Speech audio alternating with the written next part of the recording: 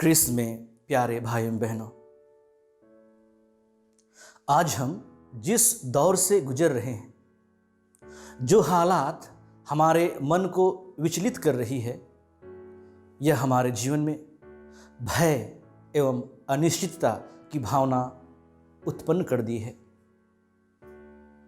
सचमुच में यह समय बहुत ही कठिन प्रतीत होता जा रहा है। जिस विश्वास का त्योहार हम सबने मनाया,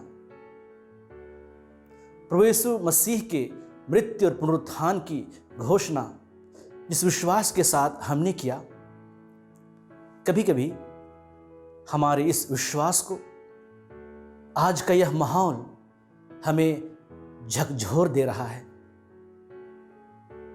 पिछले रविवार को हम सब ने भला गडेरिया का दृष्टांत सुना। भला गडेरिया हम सबको ढूंढता है, हमारी रक्षा करता है, हमारी सभी आवश्यकताओं की पूर्ति करता है। विशेष रूप से वह हमारी आध्यात्मिक जीवन को मजबूत करने के लिए वह हमारी राह देखते रहता है। हमारा जीवन अगर प्रभु में सदा जुड़ा रहे तो हम उस भले गडेरिये को देख पाएंगे, पहचान पाएंगे, उसके साथ जुड़े रहेंगे, उसकी आवाज़ को हम पहचान पाएंगे। आज के तीनों पाठों के द्वारा प्रभु हमें फिर से ईश्वर में जुड़े रहने के लिए आह्वान करते हैं। वे कहते हैं, मैं दाखलता हूं और तुम डालियां हो। जो मुझ में रहता है और मैं जिसमें रहता हूं, वही बहुत फलता है। आज के पहले पाठ में हम सुनते हैं कि जब तक शाऊल प्रभु से दूर था, वह अत्याचार करता रहा, लेकिन जब वह प्रभु से मुलाकात किया, उसका जीवन संपूर्ण रूप से बदल गया। वह ईश्वर का दर्शन किया, उन्होंने प्रभु को अपना लिया, अपने जीवन का भिन्न अंग बना लिया। तब से वह निर्भय होकर पूरे प्रदेश में घूम घूम कर सुसमाचार का प्रचार करता रहा। वह किसी से डरा नहीं। क्यों? क्योंकि प्रभु उनके साथ था। हम इस कठिन घड़ी में अगर हम प्रभु से दूर हैं तो हम में भी डर की भावना उत्पन्न होती है, भय की भावना उत्पन्न होती है। इसलिए अगर हम प्रभु के साथ जुड़े हुए हैं, हम अपना जीवन संपूर्ण रूप से समर्पित करने के लिए हम तैयार रहेंगे।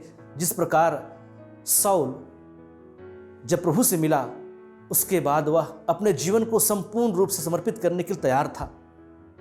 उसे जितने कठिन से कठिन परिस्थितियों का सामना करना पड़ा, वह उतना ही और अधिक मजबूत होता गया। तो इस घड़ी हमें भी हमारे विश्वास को मजबूत करने की आवश्यकता है, क्योंकि जब तक हम अंतिम क्षणों तक प्रभु से जुड़े नहीं रहेंगे, शाऊल के समान, हम में डर की भावना पैदा होगी, हम में भय की भावना पैदा होगी। दूसरे पाठ में हम सुनते हैं कि जो ईश्वर की आज्ञा का पालन करता है, वह ईश्वर में निवास करता है और ईश्वर उसमें। इसलिए प्यारे भाइयों बहनों, इस मुश्किल घड़ी में हमें प्रभु में सदा बने रहना है। अगर हम सचमुच में प्रभु में सदा सदैव जुड़े रहेंगे, अगर हमारा विश्वास उस पर सदा बना रहेगा, हम भी शाऊल के समान बहुत फल उत्पन्न करेंगे।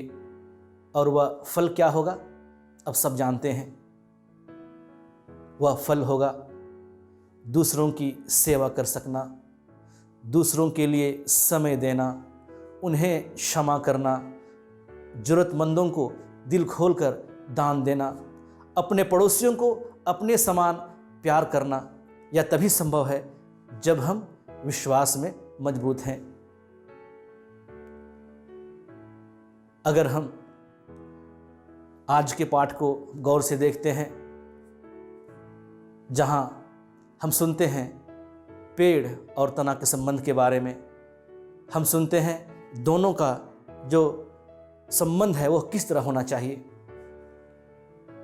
किसी प्यारे भाइयों बहनों, जब तक पेड़ का तना और डाली का संबंध सदैव मजबूती के साथ जुड़ा ना रहे, अगर वह संबंध प्रभु में अडिग ना रहे तो हम कमज़ोर पड़ जाएंगे। और जो पेड़ और तना का संबंध जो प्रभु आज कह रहे हैं, यह संबंध है मेरा प्रभु के साथ विश्वास का अटूट संबंध। आइए आज हम इस कठिन परिस्थिति में डरे नहीं, लेकिन निर्भय होकर, निडर होकर प्रभु के साथ इसका सामना करें।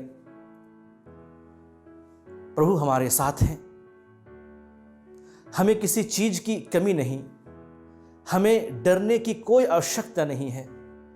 हम एक दिन प्रभु में थे, प्रभु में हैं और प्रभु में ही एक हो जाएंगे। प्रभु की कृपा एवं आशीष आप सबको मिलती रहे।